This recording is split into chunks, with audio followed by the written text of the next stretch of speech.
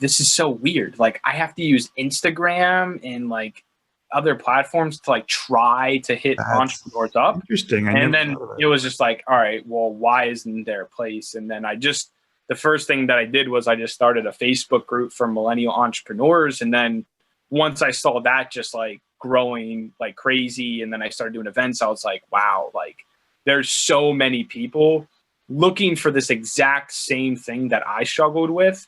And then everything just started rolling. And you know, it's at the end of the day, that's really what it came down to, is just like my own desires to meet other entrepreneurs. And then when I realized other people had the same thing, I was like, I need to do this. Like I have to build this thing.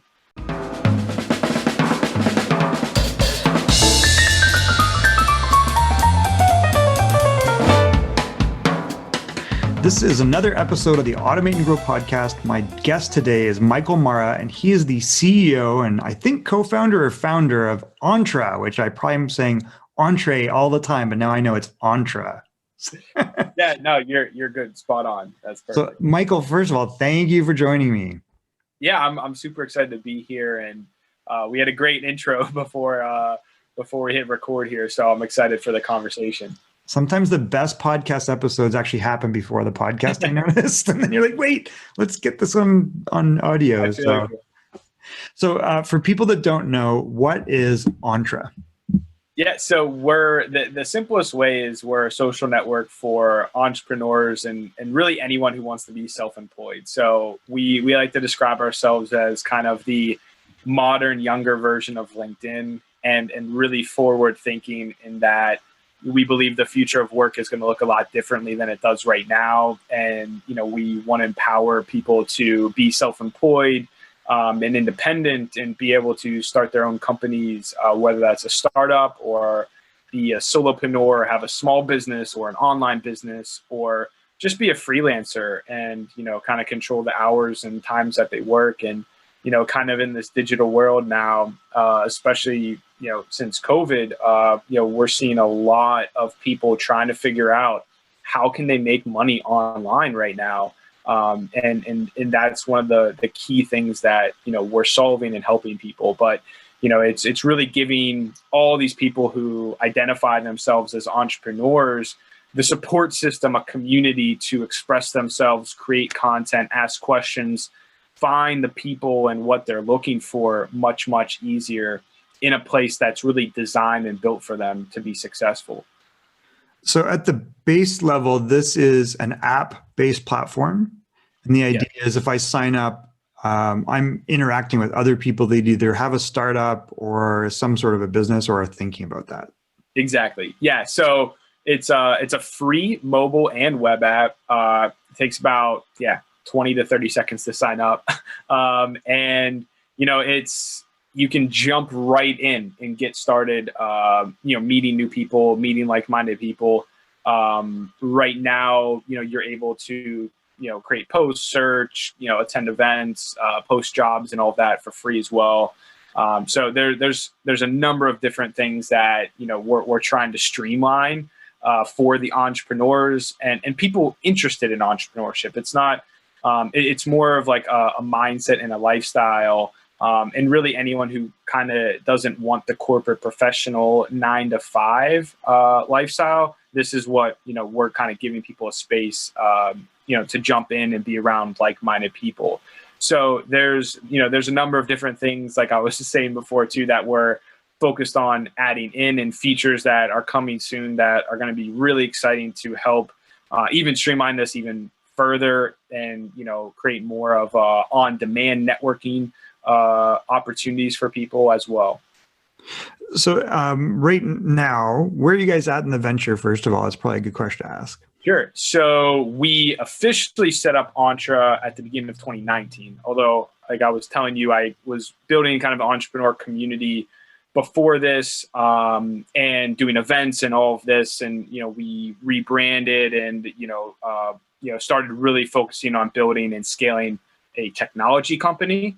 You know, in 2018, set it up in 2019, raised an angel round, and started expanding the events to over 12 cities in partnerships with Microsoft and WeWork and all the co-working brands. Oh, great. And then in the background, building out the app and getting ready to roll this out, which we started bringing on people really in the summer as beta users and all of that. And then we publicly launched in October.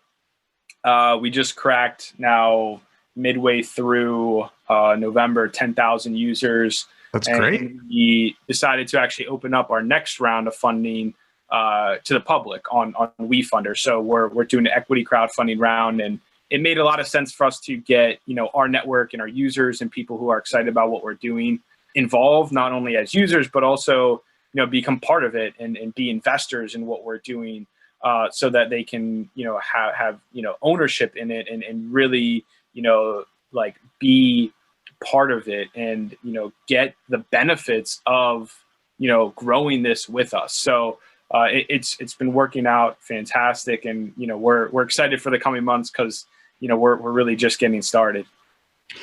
So what made you start this? Like, what was the thing that really drove you to say, listen, this needs to be made, this doesn't exist?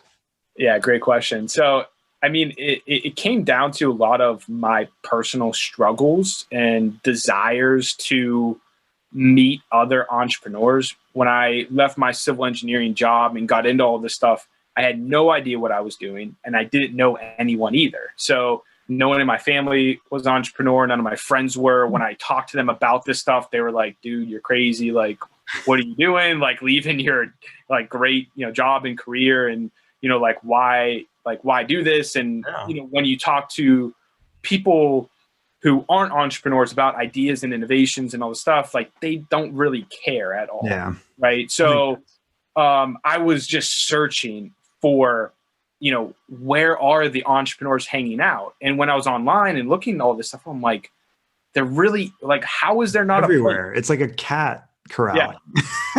Yeah. And it's I was just so eager, and I was like, this is so weird. Like, I have to use Instagram and other platforms to try to hit entrepreneurs up. Interesting. And then it was just like, all right, well, why isn't there a place? And then the first thing that I did was I just started a Facebook group for millennial entrepreneurs. And then once I saw that just growing like crazy, and then I started doing events, I was like, wow, there's so many people looking for this exact same thing that I struggled with.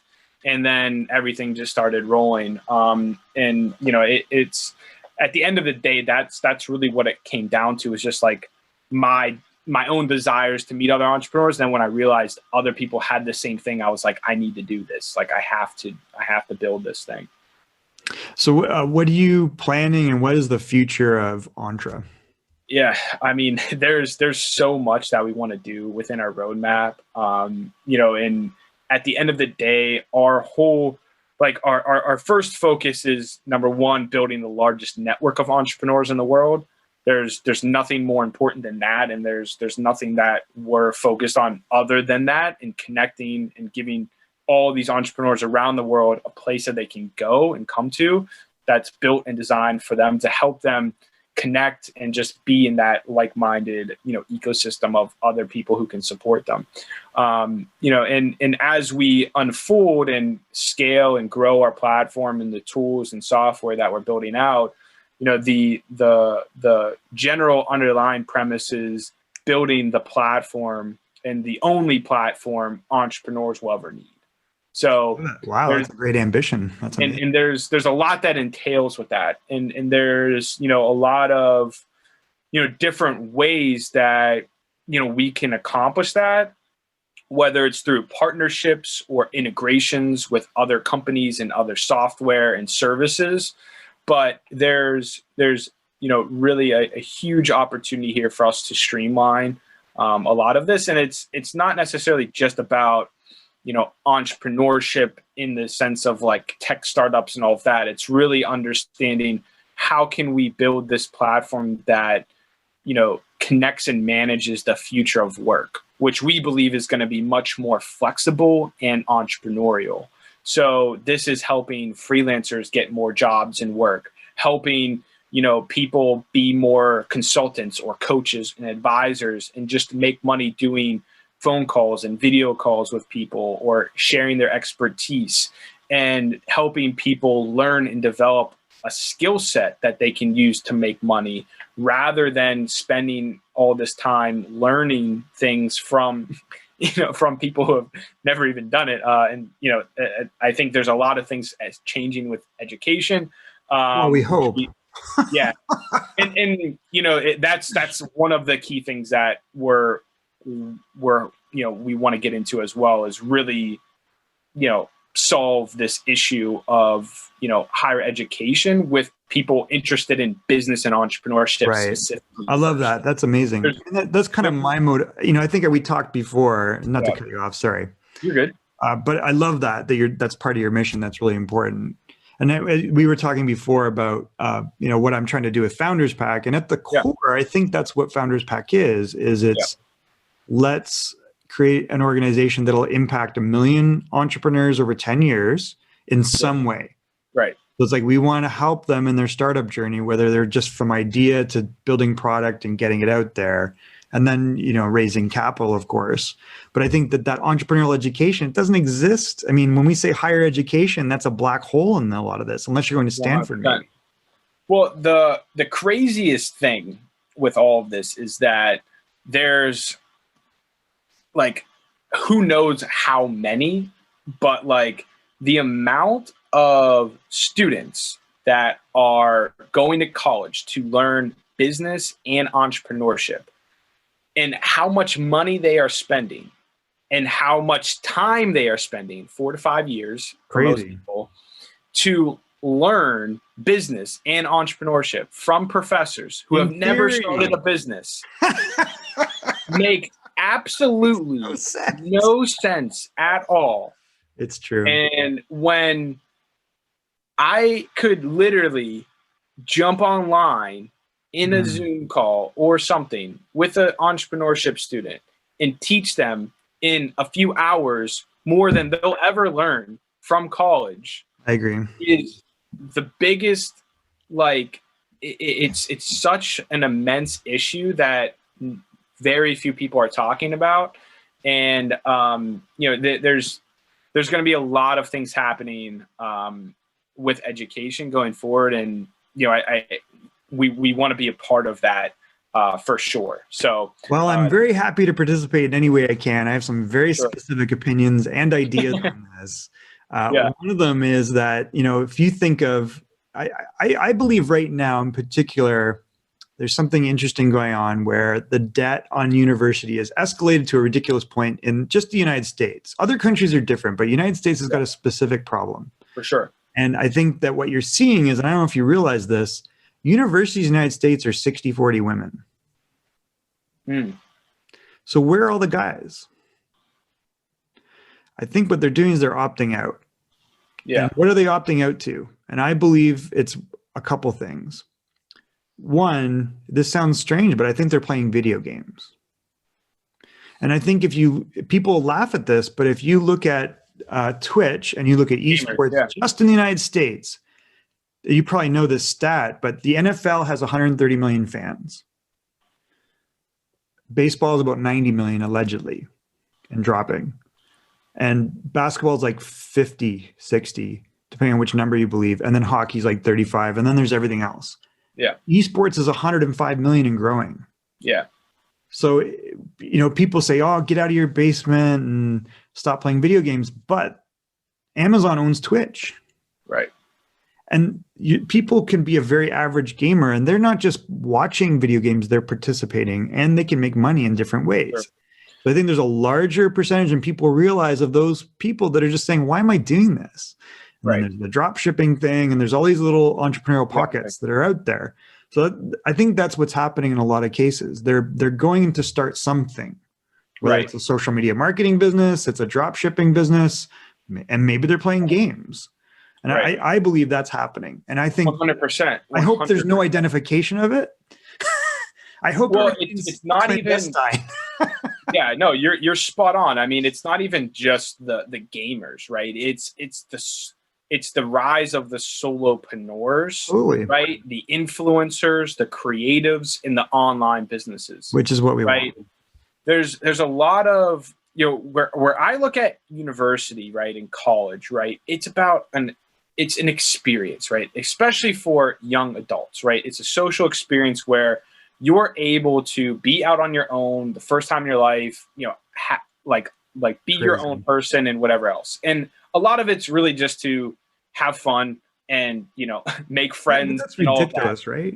Right. And it's like, okay, I understand that. If that's your selling point, then you're doing something wrong at university. But at the same time, a lot of kids don't even want that. They don't even want that lifestyle at all. Right? They genuinely want an education, a job, and to make money.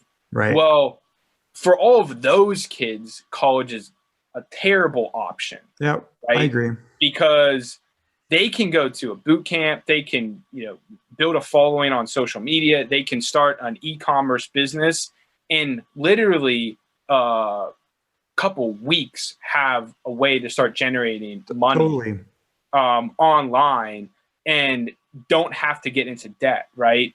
One of the biggest killers. Crazy. It's unforgivable debt, Michael. It's ridiculous. One of the biggest killers of entrepreneurship is debt, right?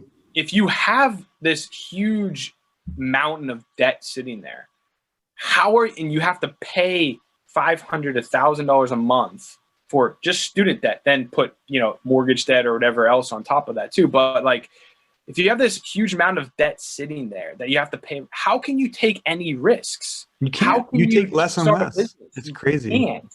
So that's why I tell people, like, if you're seriously interested in entrepreneurship business, if you take on debt, it's going to immediately impact the more responsibilities and bills and debt you have, the chances that you're going to be able to start a business and put the amount of energy and effort you need into that business go down dramatically the more debt and responsibilities, accountability you have. So it's really, really tough. And the biggest thing with it is, it's the biggest money maker for the government. I mean, they make over a third of their net income from student debt. So is that they don't want to cut it. I mean, so the first thing I did when I left my job and I got into real estate with one of my mentors, but before I moved to Miami to start the real estate and marketing company, he was starting a nonprofit called Graduate with No Debt. And I began it. It was a whole college program to help kids, basically help small businesses with social media. Wow, I love that. And make money while they're at college to pay off their debt. And the problem with it was when you say you're a nonprofit and then you have a business model and it's not like a charity or a typical nonprofit, it becomes very convoluted. And the nonprofit space, as soon as you say you're nonprofit, people think you want a handout. And it's not. If we would have approached it as a social impact business, just as a for-profit business that had a social impact, like a number of businesses are doing now, or like a B Corp or something, it would have been so much easier. But trying to get money from grants, and these foundations and stuff like that, it's so hard. That altruism is not going to be working. I love the idea, though. I mean, what a great mission, because I think, I think we're on the same page with this, and this is why I love what you're doing. And I think it plays into this thing, like, the cost of building something now is a fraction of where it's never been like this. Right. You'd talk to me 10, even 20 years ago, before the app, it would have cost you 5, 10x what it does now, maybe more, to build what people are able to build in a very short amount of time with a very little amount of money. And actually, if they have some skill, they can do even more. So I think we've never been in a time more where you're plowing 100 or 200 grand into something where you could spend 10 or 20 and get an MVP and build something and take that risk. And if it screws up, do it again and learn from it. 100%. I think it's totally a valid idea. And that's kind of one of the things that I also love about you is that you're putting together this network of entrepreneurs. And part of the mission of Founders Pack, I'm writing a book, I don't know if I mentioned that, called Form Your Own Pack. And what I'm advocating is saying, look, we should have these small conglomerates of cooperative ventures that share technology, talent, data, and relationships.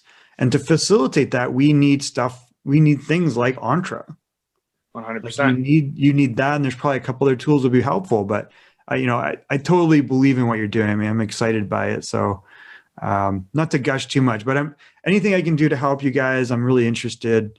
I think that we're on the same page with what needs to happen, but I don't think the answer is through government, and I don't think it's through these institutions. I believe that definitely not. Things like Entre and the mission of Entre are going to have far more impact with far less expense and not monolithic. It'll be customized to individuals. Yeah. I mean, we'll be able to create not only a better experience, but at a fraction of the cost, because we're going to be so much more wildly efficient than traditional organizations, universities, and government programs. I love it. So, yeah, I'm super excited about it. Well, this goes to my belief that entrepreneurs are who change the world. 100%. I mean, look around. Yeah, I mean, that's what does it. Well, listen, I want to be conscious of your time. We're probably already encroaching on what we were thinking. I want to wrap with a few quick things. First of all, is how do people get in touch with you, and how do they get Entre?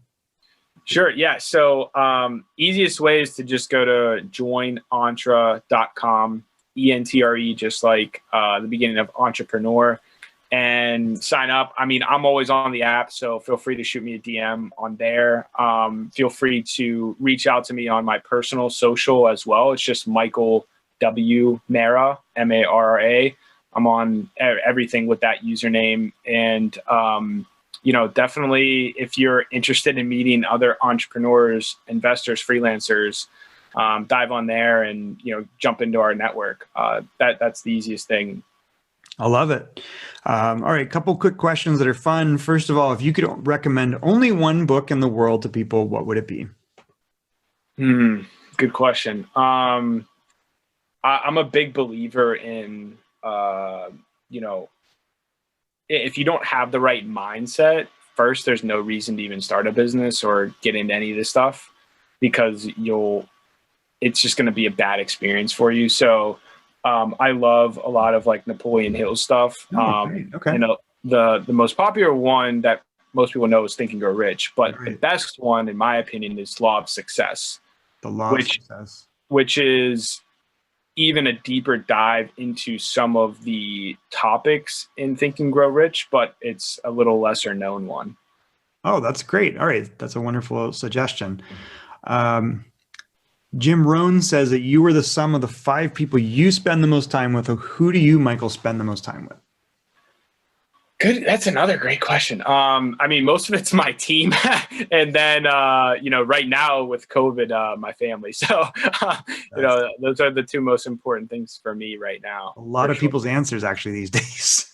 Yeah, it's funny. I mean, I was doing a lot of traveling and stuff, and now it's like you just get really close with the people that you without being able to go a lot of places. I mean, you really understand what's important, right? So I think it's it's one of those things too, where as you get deeper and deeper into entrepreneurship, and as you expand and learn and evolve, if your friends and family and stuff, they don't evolve with you, it can be hard as well, which is why you need that network of people. Exactly. So, it's definitely, team, family. And then obviously I spend a lot of time with people in our network too. So I'm always hopping on calls and messaging people. So yeah, it's a lot of entrepreneurs for sure.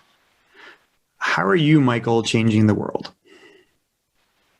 Dude, you're killing it with these. I think, and you said something not too long ago where, you said entrepreneurs are really the ones who change the world, right? And, strongly believe that. And one of the reasons why when I first discovered this chief aim of building the largest network of entrepreneurs in the world, I realized if that's true, we'll literally be able to solve like all of the world's problems, like for the most part, right? If we can collectively come together and if we can build this platform where we have the most ambitious, driven, creative innovators and problem solvers in a place where they can communicate and work together easily, wow, how much can we do? So that's, what I'm excited about. And,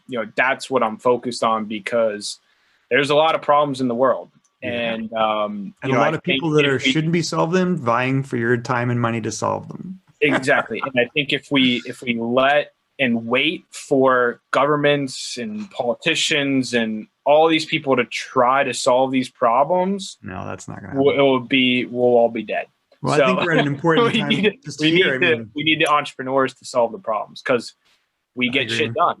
I agree. I think that we've seen. I came here from Canada, so I think a lot of us are attracted to the United States for the opportunities and for the attitude, the can-do attitude. And I think there's a little bit of a narrative and a risk of seducing people into other ideas. So let's seduce them back. I love it. It's a great mission. Yeah. All right. Well, the final thing is when we have interesting people on the podcast, we like you to nominate other interesting people. We usually talk to experts or entrepreneurs. So who would you, Michael, like to nominate that you can introduce us to as a future guest of Automate and Grow? Who would be a good one? I can introduce you guys to Sarah Macon. She runs... she has it's a mental health therapy and clinic business. Here in Pittsburgh, but now she's taking it all online and everything, and she's been killing it. And she's growing like crazy right now. I think that would be pretty interesting. There's a number of people too that I'd be more than happy to introduce. Sure. We will take more than one. Founders and investors all the time, but yeah, I think she would be great. There's a number of other people that come to mind too, but I can definitely make those intros for you. Well, that's a great nomination, and I'm happy to talk to anyone else you think is worthwhile. So it's Sarah Macon, is that correct? Yeah. And what's the name of her company? Macon Wellness is her company. Macon Wellness. Okay. Sarah, you've been nominated as a future episode guest by Michael. So we will accept that nomination. Michael, I want to acknowledge you for the great work you're doing, and whatever I can do to help you, I would love to do that. I appreciate it. Yeah. And thanks so much for having me on. Anytime. This has been another episode of the Automate and Grow podcast. I'm dying from the sun coming through. So the Lord's looking down on me. Whatever Lord you want to speak to. But this has been another episode of the Automate and Grow podcast. We will see you on a future episode, hopefully with Sarah, of Automate and Grow.